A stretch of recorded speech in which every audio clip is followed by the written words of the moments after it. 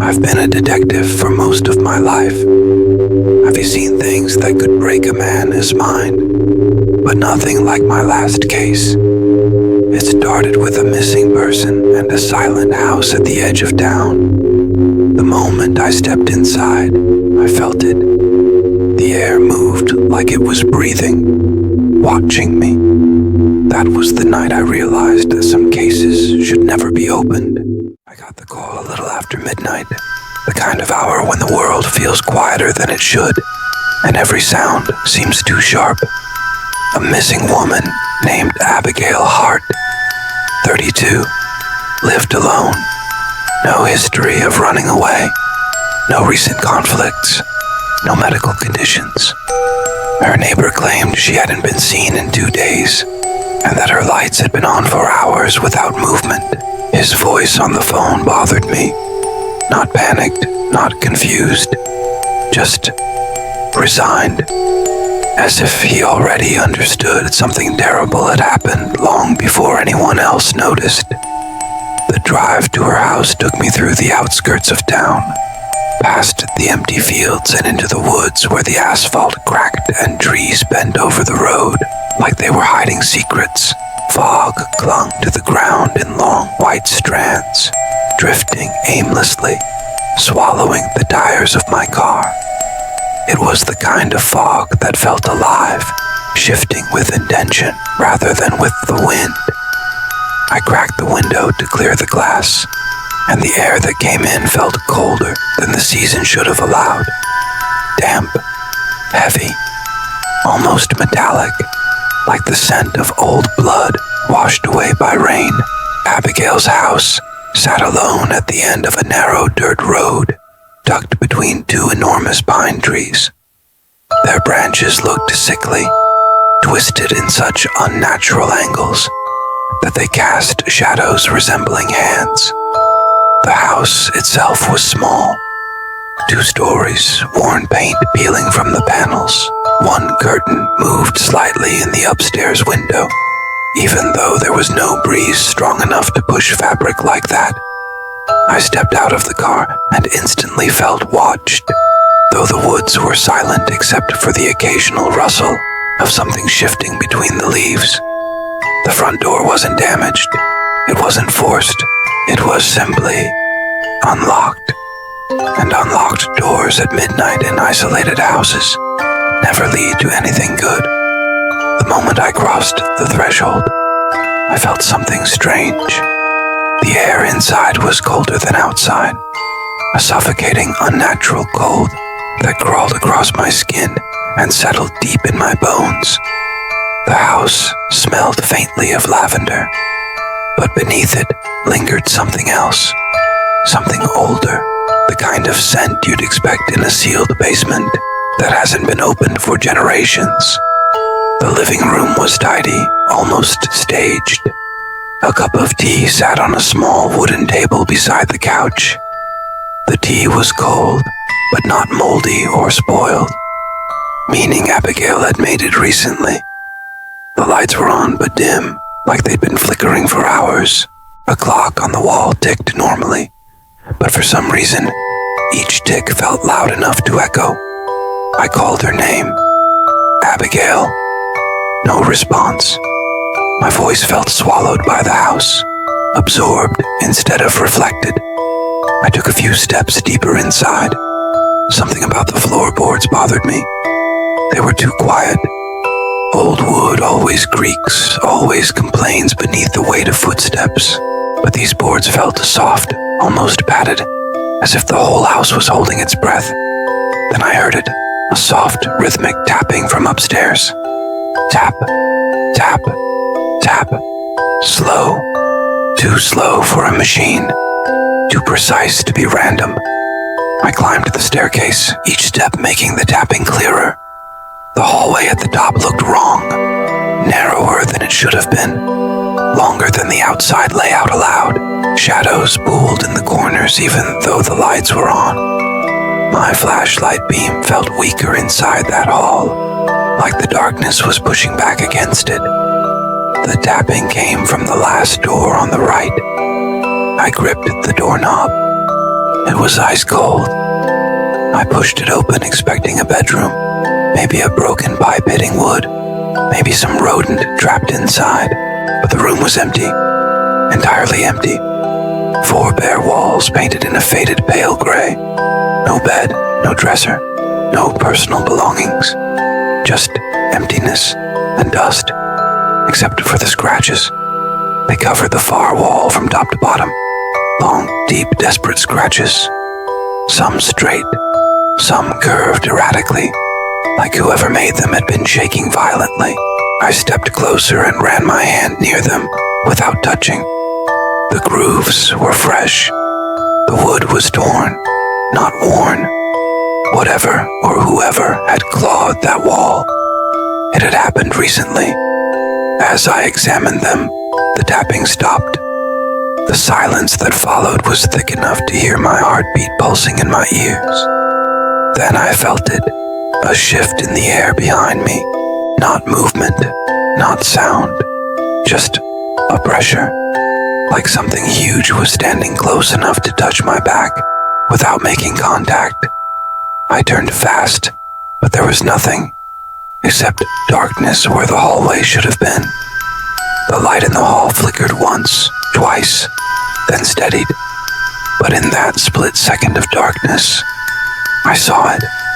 A silhouette standing at the far end of the corridor, tall, motionless, facing me. I couldn't make out details, only the shape of a head, slightly tilted, like it was studying me, watching me, waiting. When the light came back, the silhouette vanished. My breath stuck in my throat. I stepped back into the room, flashlight shaking slightly in my hand. The temperature dropped. I could see my breath leaving my mouth in the short clouds. The window rattled lightly, even though the outside wind was calm. That's when I noticed something else. Something small, almost hidden. In the corner of the room, near the baseboard, something glinted under the flashlight's beam. I crouched down and found a fingernail. Human. Broken off cleanly, lodged into the wooden floor as if someone had scraped at it with desperate force. A chill ran up my spine. This wasn't a normal missing person case. This house wasn't normal. And I had the sickening feeling that whatever happened to Abigail was still happening inside these walls. I pocketed the broken fingernail even though every instinct told me not to touch it. The room felt colder, the kind of cold that pushes into your bones and settles there.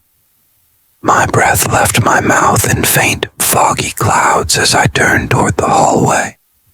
Something was breathing out there, slow, wet, uneven breaths that didn't belong to a human being. I stepped into the hall and the entire corridor felt stretched longer than before, as if the house was rearranging itself while I moved. The silence was so heavy I could hear my heartbeat pounding inside my ears.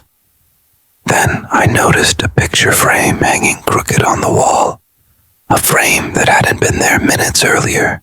When my flashlight passed over it, I saw Abigail's face staring back at me, but her eyes were completely black, empty like someone had carved the pupils out.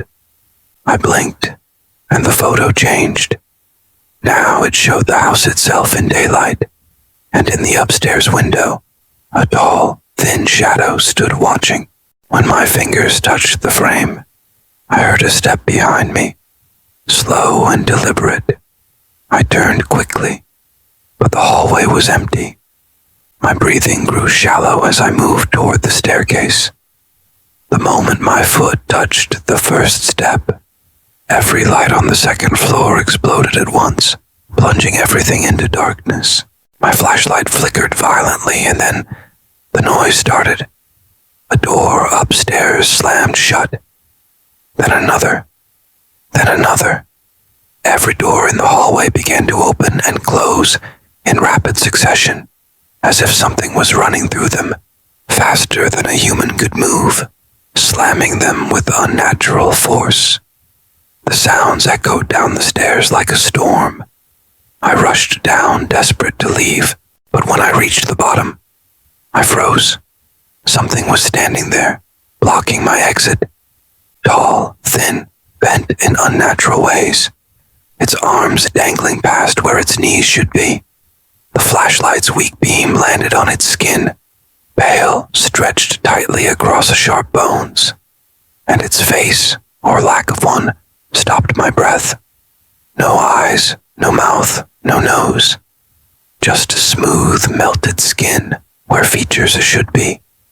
Its head lifted slowly, not like a person would move, but like something inside the body was dragging it upward. My legs trembled. Then one long skeletal finger rose and pointed directly at me. A voice crawled inside my mind, cold and intimate, whispering words without sound. You shouldn't have come. I stumbled backward up the stairs, unable to break eye contact with the faceless thing. It took a step toward me, and though its feet made no noise, the air around it seemed to bend with each movement. I reached the top and ran into the room with the scratched walls, slamming the door behind me and pressing all my weight against it. The wood vibrated as something huge pressed from the other side, testing the barrier with a slow, steady force. I turned toward the wall and finally understood. The scratches weren't random. They formed letters, words carved again and again with shaking hands. Don't turn around. My stomach dropped. Someone else had stood exactly where I stood now. Someone who learned too late what was behind them. Then the pressure on the door stopped. Everything became still, silent. The house felt like it was holding its breath, waiting, listening, deciding what to do with me next. I stayed motionless, my back pressed against the door as if my body alone could hold back whatever had been outside. The silence became so absolute that it felt wrong, unnatural, like the world outside the room had ceased to exist.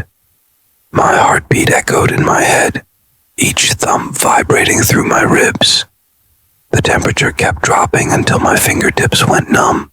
For a moment, I felt like if I exhaled too loudly, something would answer.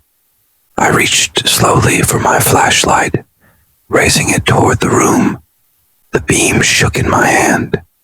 The scratches on the wall seemed deeper than before, like they were still being carved in slow, invisible movements. I ran my finger across one of the grooves and felt splinters, fresh splinters, fall away. They hadn't been made days ago. They'd been made minutes ago, maybe even while I was still in the house. That's when I heard the creak of floorboards outside the room. Not footsteps, just a long, slow shift of weight, as if something enormous was leaning against the hallway wall, listening. The door handle twitched, just once. Then again, a small metallic rattle that made every muscle in my body lock in place. The handle began to turn very slowly, inch by inch, but it wasn't being twisted by a hand. It moved in tiny, jerking motions, like something was learning how to use it for the first time. I pressed harder against the door, holding the metal from turning fully. The handle froze in place. Then, all at once, it snapped back to its resting position, and the hallway went silent again. I didn't dare breathe for several seconds.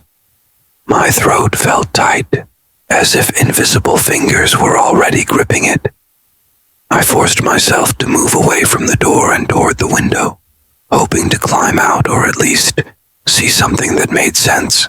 When I wiped the condensation from the glass, my stomach twisted. The forest surrounding the house wasn't still. The tree line shifted slightly, as if the trees themselves had stepped closer. Branches moved without wind, bending toward the house like skeletal arms. Near the base of one tree, I saw something pale, something shaped like a human head, peeking out from behind the trunk. But it wasn't Abigail. The skin was too stretched, too tight, white like candle wax. There were no eyes, just a smooth skin, and the faint indentations where features should have been. It tilted its faceless head toward the window, and though it had no eyes, I felt its gaze pierce through the glass. I stumbled back, tripping over my own feet. As I fell, the flashlight hit the floor and rolled toward the wall. Its beam landed on something I hadn't noticed before. A small, leather-bound notebook, tucked just beneath the baseboard, covered in dust and scratches.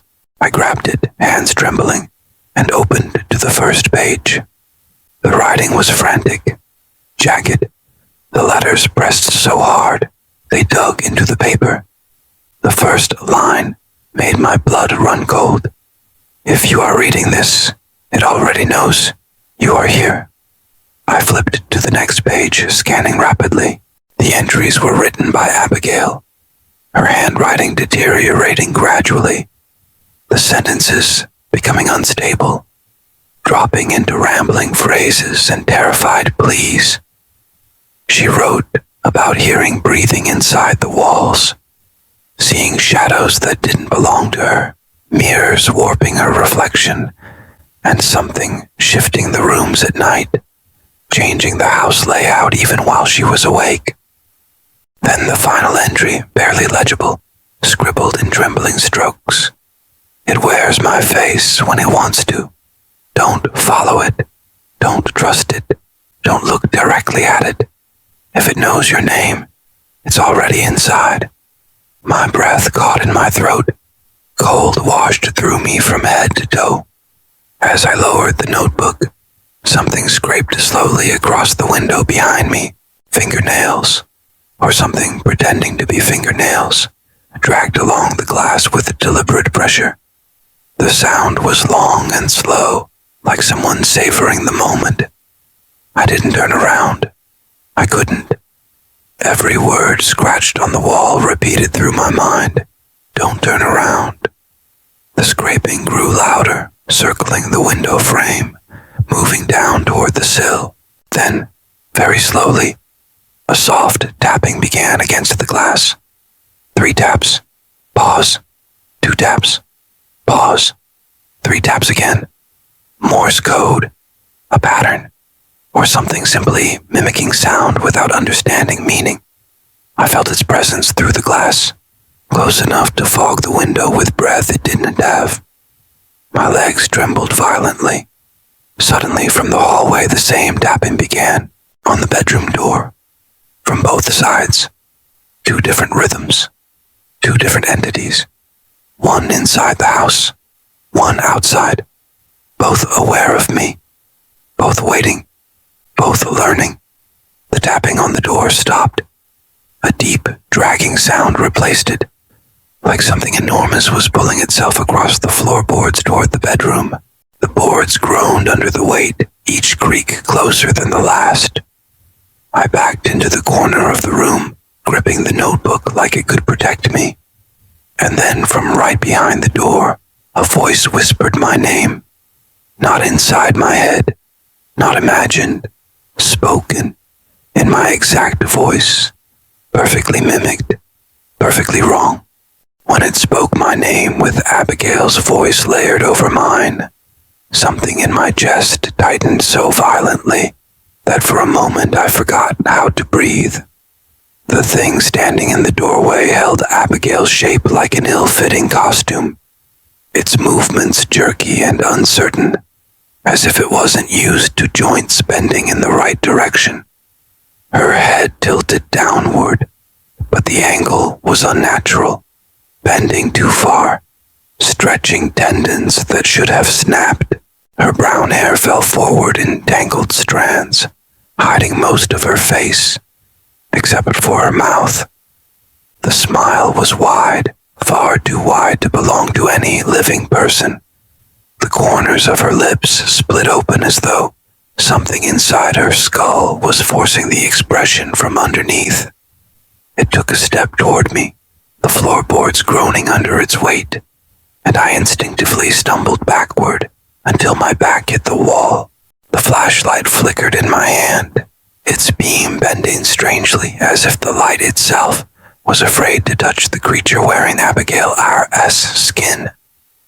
"Don't," I managed to whisper, but my voice was so weak it barely left my throat. The creature paused. Its head jerked upward, revealing the rest of its face. Abigail's eyes, once warm and soft, were now empty pits of glossy black, deeper than darkness, like twin holes drilled straight into nothingness. Something moved behind those eyes, shifting, squirming, not quite visible but unmistakably alive.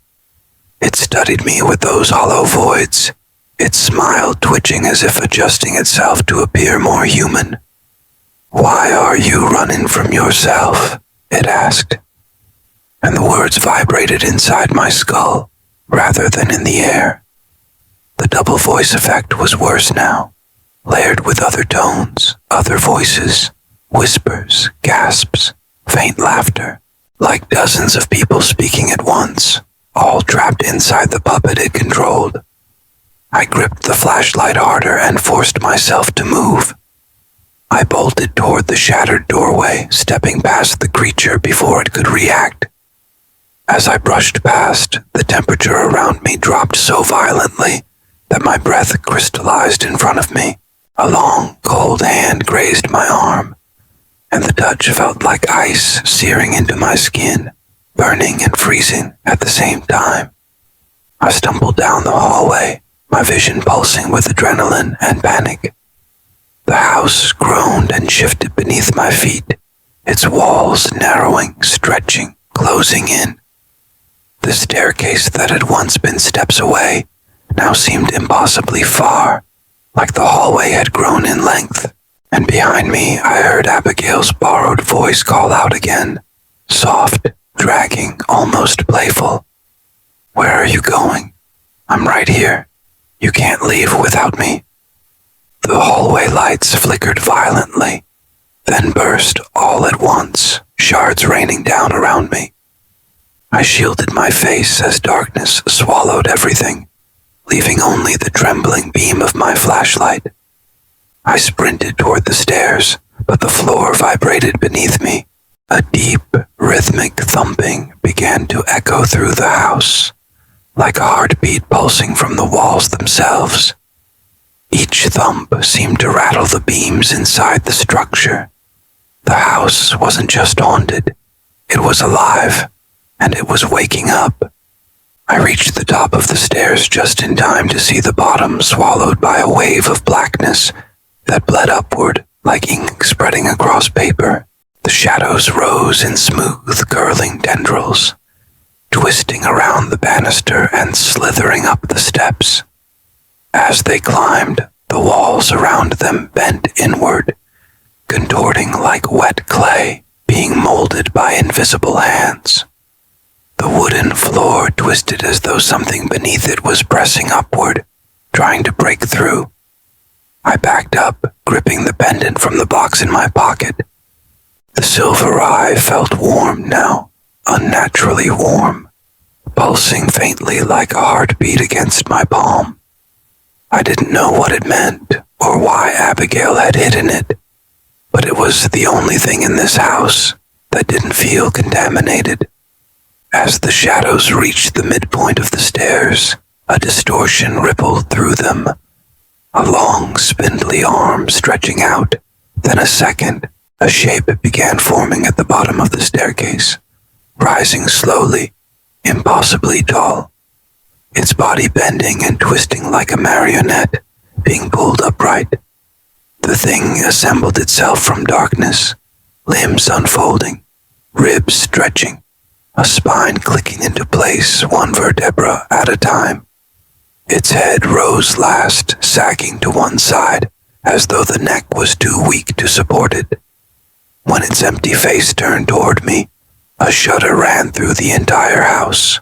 Behind me, I heard footsteps, fast, uneven, scraping. Abigail's body slammed into the hallway wall, limbs flailing as if Whatever controlled her was stumbling through her form, still learning how to balance.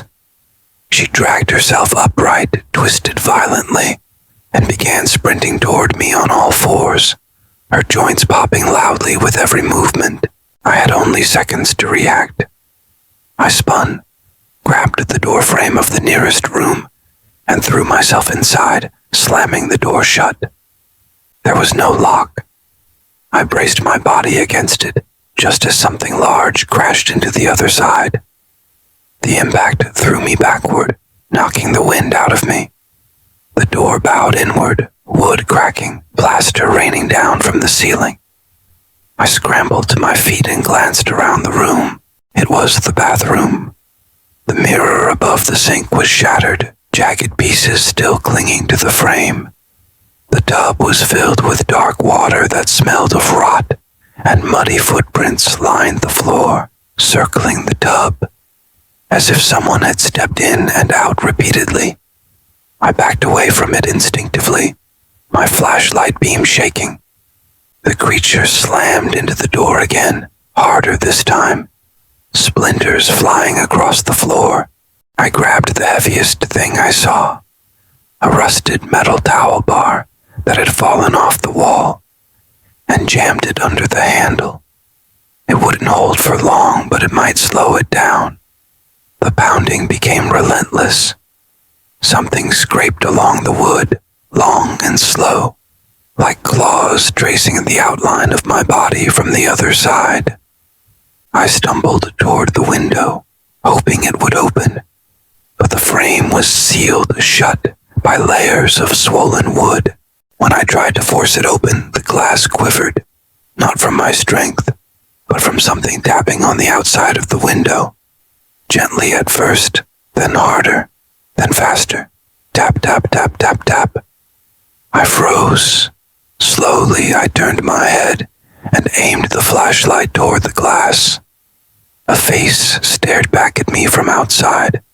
My face, but larger, stretched, monstrous. Its mouth opened wide, not to scream, but to grin, and then it began to speak, the glass vibrating with the force of its whisper. "Let me in. I'm cold out here." The voice sounded like me if I were speaking from underwater, gurgling, distorted. My stomach lurched. The creature outside pressed its forehead to the glass, and the pane bowed outward, cracking softly. I stepped back toward the center of the room, just as the door burst open. Abigail's body stumbled inside, head cocked unnaturally to the side. Her arm hung limp and broken, swinging loosely as she walked. The thing inside her forced the body forward, each step cracking bones that no longer aligned. She reached toward me with bloodless fingers. Behind her, the hall twisted again, folding inward like a collapsing throat. The shadows behind her receded as if retreating for a moment, preparing for something bigger. I clutched the silver pendant tightly. It glowed faintly now, almost alive. I didn't know what it did, but the creatures seemed to react to it. They hesitated, their movements stuttering, as if the light interfered with whatever controlled them. Abigail's puppet body lunged forward suddenly. I threw myself sideways, slipping on the wet tiles, and she slammed into the wall where I had stood. Her skull cracked against the ceramic with a sickening thud, but she didn't fall. Instead, she lifted her head slowly, leaving a smear of blood down the tiles, and let out a rattling sound that might once have been a breath. I crawled toward the hallway, desperate to escape, but the house had shifted again. The corridor was longer than before, sagging like a stretched muscle, the wallpaper pulsing faintly like breathing flesh. The distant sound of dozens of whispers filled the space, some sounding like Abigail, some like me, some like strangers, blending into a chorus that made my skin crawl. I pushed myself forward, trying to stay low, but the walls suddenly tightened. The hallway began to close, narrowing toward me as though the house itself intended to swallow me whole. The ceiling sagged downward, and dust fell from above, coating my hair and shoulders. I crawled faster, my heartbeat pounding like thunder. When I reached the staircase, the shadows had fully retreated, leaving behind a twisted wooden surface that looked like melted wax reset. In the shape of steps, I grabbed the railing and forced myself downward. The moment my foot hit the living room floor, the entire house exhaled. A long, low groan that shook through the foundation. In the center of the living room stood the tall shadow creature, no longer forming itself but fully assembled now. Its limbs were too long, its shoulders hunched grotesquely, its faceless head turning slowly with a scraping sound. It stepped aside deliberately, revealing something behind it. Abigail, the real Abigail, or what was left of her. She sat on the floor, her back pressed against the wall, her knees pulled tightly to her chest. Her eyes were hollow, deeply sunken, but still human. Her breathing was rapid and shallow. Her lips trembled as she whispered, "Please, help me." I approached slowly, terrified of another trick, but the pendant in my hand vibrated intensely, reacting to her presence. Whatever she was now, she was still alive, still herself, still salvageable. Tears welled in her eyes when she saw the pendant, and she reached toward it with trembling fingers. But before I could reach her, the tall, faceless creature stepped between us, its body stretching, widening, filling the room like a living shadow. Its chest opened, splitting down the center like a peeling fruit, revealing a cavern of writhing darkness inside. Countless hands pressed from within, clawing, reaching, desperate, pulling at the fabric of reality. Voices spilled out, her voice, my voice, voices of others, but twisted into tormented echoes.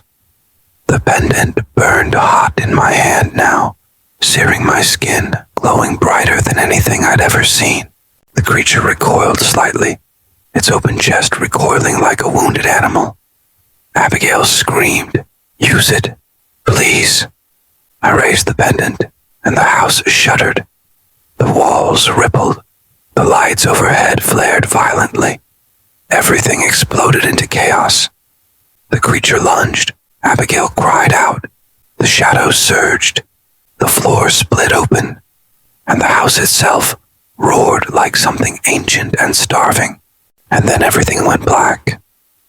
I woke to darkness, not the kind born from missing light, but a deeper, thicker blackness that felt alive. I couldn't tell if my eyes were open or shut. My body was somewhere between numbness and pain, suspended in a heavy, suffocating void. I tried to move, and the first sensation that returned was cold. The floor beneath me, freezing and wet, like stone left underwater for centuries. My breath echoed strangely, as if the room were massive, yet filled with fog thick enough to swallow sound. Slowly the darkness thinned, and shapes formed around me. Walls, but not the house walls from before. These were older, made of uneven stone covered in faint carvings. They spiraled upward, curving impossibly, like the inside of a creature's ribcage. A pulsating glow seeped from the cracks between the stones, beating rhythmically like a living organism. I pushed myself upright, my ribs aching, my skin burning where the pendant had seared me. The pendant still hung around my neck, but it was cracked now, glowing faintly like embers from a dying fire. I looked around, disoriented. I wasn't in Abigail's house anymore. I was somewhere beneath it, or inside it. The air tasted wrong, metallic, ancient, like breathing dust from bones long buried. A sound echoed through the chamber. A soft, distant sob. Abigail. I staggered to my feet and followed the sound, each step sending echoes through the impossible cavern. The sobs grew louder, sharper, filled with hopelessness. As I turned a corner, I saw her, kneeling in the center of a vast circular room. Her hands covered her face, shoulders shaking. She looked smaller than before, fragile, drained. Abigail, I whispered, my voice trembling. She lifted her head slowly, her eyes wet and desperate. You came back, she breathed, disbelief mixing with relief. I stepped toward her, but she raised a shaking hand. No, don't move. It sees movement. My blood chilled. Where is it?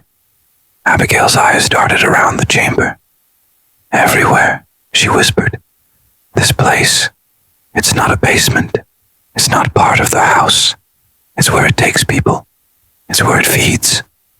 A faint rumbling vibrated through the stone floor, deep and resonant, like the growl of something enormous awakening. Shadows crawled along the walls, stretching upward like living vines made of darkness. Abigail scrambled backward, pressing herself into a corner, hugging her knees. It watches from the walls, she murmured, from the cracks, from the air. It's older than the house, older than the town. The house was built on top of it. A deep creaking groan echoed overhead, as though something massive was shifting its weight. Dust rained down. I backed up slowly as hair-thin tendrils of shadow snaked across the floor, moving with purpose, drawn toward the pendant's faint glow. The pendant pulsed weakly in response, but its power was dying. Abigail's voice cracked as she whispered, You brought the light. It hates the light, but the light is almost gone. A sudden piercing shriek cut through the chamber, high-pitched, metallic, like metal tearing through metal. The shadows recoiled, writhing, twisting violently. And then, something began emerging from the far wall, not crawling, not stepping, but unfolding, as if the wall itself had been hiding a shape, pressed flat against the stone. A torso stretched outward, pulling itself into three-dimensional space. Then limbs, long, segmented, wet, dripping with black ichor that steamed as it touched the floor. Its head rose last, faceless, but somehow expressing recognition. The tall shadow creature from before, but larger now, no longer bound by the fragile walls of the house. Here, in this place beneath the world, it existed in its true form. My mind screamed for me to run, but my legs refused. The creature tilted its head and drifted forward, its body moving without steps, gliding like smoke pulled by gravity. Abigail sobbed harder, her hands covering her ears. The creature's chest split open again, exposing that cavernous interior, filled with writhing limbs and faces, forming briefly before dissolving into the mass. I saw my own face there, screaming silently, trapped in the darkness. I saw Abigail's face too, and dozens of others. A deep voice vibrated through the floor, not heard but felt, resonating in my bones. You are mine now. It wasn't speaking to Abigail. It was speaking to me. The pendant erupted in heat so intense it seared my collarbone. The creature recoiled slightly, its body twisting, retreating an inch. But only an inch. It wasn't enough. Abigail crawled toward me, pulling something from her jacket. A matchbox, old and worn. It hates the light, she whispered. All kinds of light. That's why I kept candles in my room. Why I kept matches with me. It can't copy what it doesn't understand. Fire confuses it. I took the matchbox with the trembling hands. This won't stop it. No, she whispered, but it will slow it down. The creature lunged forward. I struck a match. The flame hissed to life. Instantly, the creature shrieked, its body contracting, contorting violently. The chamber walls buckled, the ground shook. Tendrils retreated from the flame, writhing like worms in salt. But the match burned fast, shrinking, dying. When the flame reached my fingers, I dropped it with a gasp. The shadows surged forward immediately, emboldened by the return of darkness. Abigail grabbed my wrist. Run! And so we ran. We sprinted through the twisting corridors, the stones shifting beneath our feet, the air warping as the creature's roar filled the cavern. Darkness chased us like a living storm, sweeping over the walls, the floor, the air. I didn't know where we were going. I didn't know what direction led out.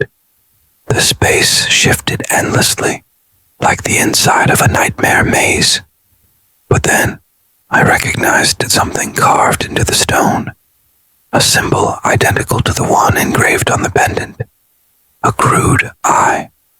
The same symbol repeated on the floor, forming a faint path. "Follow it," I yelled. Abigail and I ran across the symbols, and for a few precious seconds the shadows hesitated, as if the carvings held some ancient power. But the hesitation passed.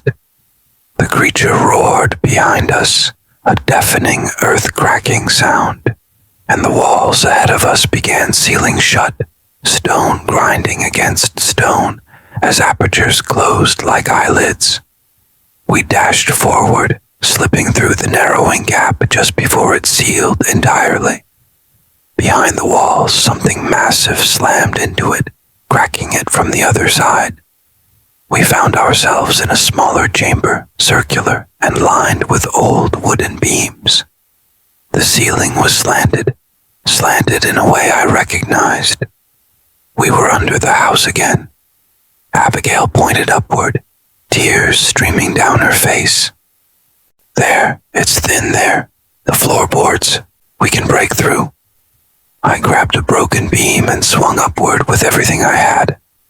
Dust exploded from the boards overhead. The creature's shadow seeped through the cracks behind us, moving like ink through water. Abigail struck the wood with her fists, splinters covering her hands. Another blow. Another.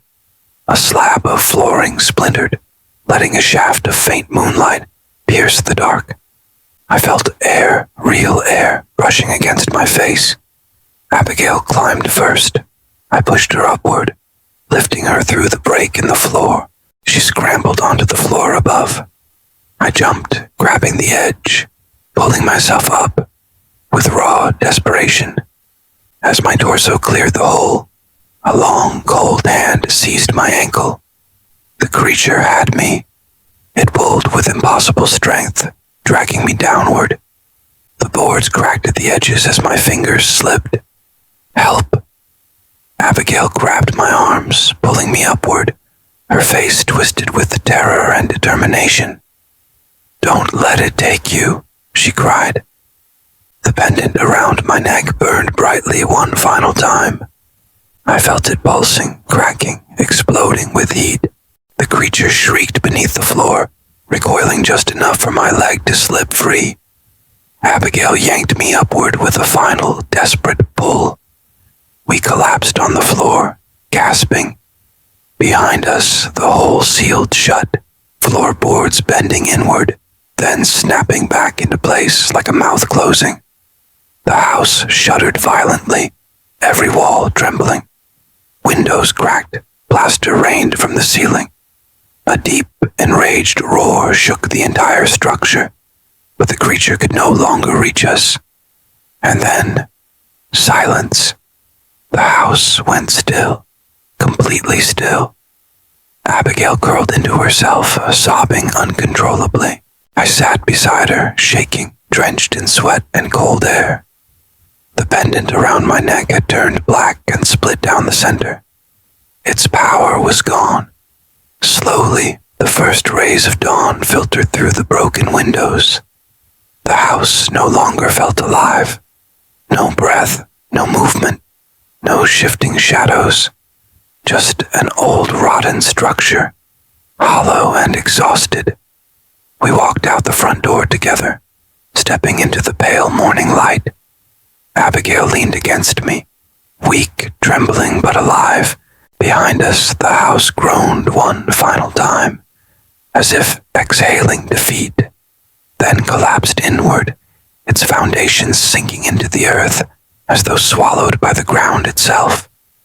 By the time the sun fully rose, nothing remained but rubble and dust. We never found the cavern again. The earth had sealed itself. The darkness had gone back to wherever it came from. Abigail left town a week later. I don't blame her. I still hear echoes sometimes, whispers that sound like my own voice calling from behind doors I haven't opened yet. I see shapes in the corners of rooms where shadows gather too thickly, and sometimes, in the reflection of a window, I catch a figure behind me wearing my face, but smiling just a little too wide.